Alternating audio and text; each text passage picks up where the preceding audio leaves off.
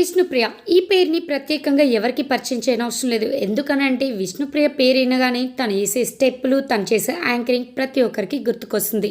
అలానే తను 'big బాస్'లోకి enter అవుతుంది అనంగానే 'బిగ్ బాస్'లో కూడా ఇదే అల్లరి, ఇదే స్టెప్పులుంటాయని అందరూ అనుకున్నారు. అనుకున్నట్టుగానే స్టెప్పులైతే ఉన్నాయి. పాప అయితే 'బిగ్ బాస్' గేమ్ ఆడటం మర్చిపోయిందనుకుంటా.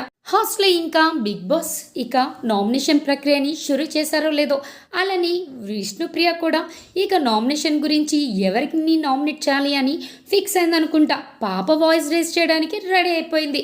ఇక స్టార్ట్ చేయడమే ఆలస్యం అన్నట్టు మణికంఠకి అట్లని విష్ణుప్రియకి ఇక మాటల వాగ్వాదం జరిగిందని చెప్పచ్చు. అలానే శేఖర్ భాషకి విష్ణుప్రియకి కూడా మాటల వాగ్వాదం జరిగింది.